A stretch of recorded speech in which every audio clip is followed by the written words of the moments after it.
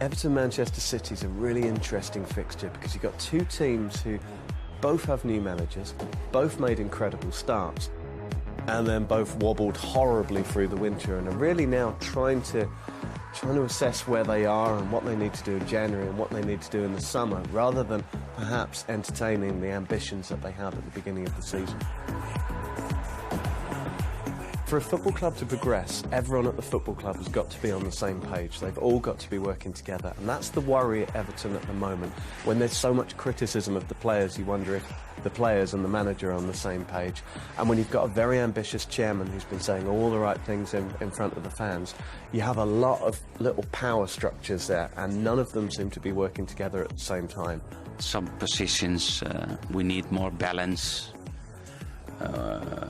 We need players for the future, and sometimes it needs more time than expected.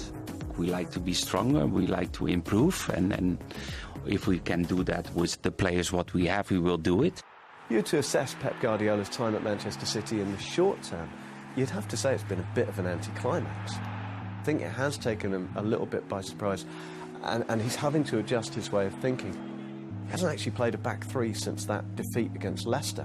And in that game, of course, they conceded 3 in 20 minutes. They've only conceded 3 since. So there is a level of compromise, almost, that he's making with English football. I would like to give stability to the team, and of course I have to see how comfortable, it's not just my ideas, how comfortable the players feel about playing in that in 4 or 5 or 3. It's always the idea when you change something is to control more the game, to have more control the game. Now that the transfer window's open, Everton need to make widespread changes.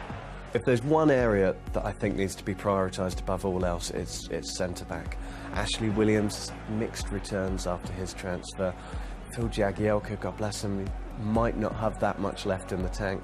So you'd be looking to strengthen there, maybe someone like Michael Keane at Burnley, who seems to have that kind of physical presence and mental composure. There's money to be spent and there's gaps to be filled. The development of Tom Davies has been a real positive. He's ambitious and he's brave in his use of the ball. His energy and his dynamism, and I think a certain innocence as well, really catches the eye every game he plays. He's definitely one to watch for 2017.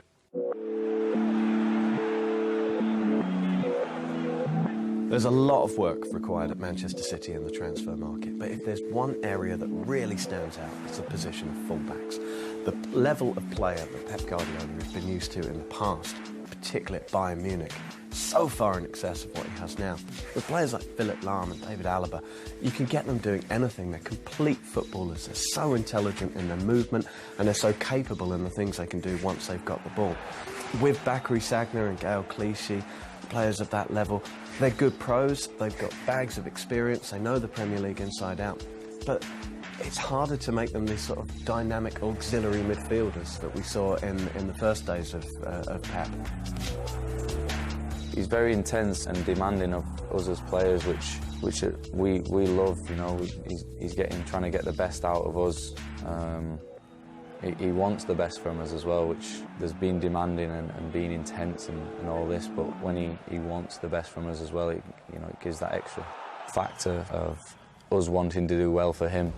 I think Everton against Manchester City is going to be a bit tighter than the league table might suggest. Everton, they have to respond.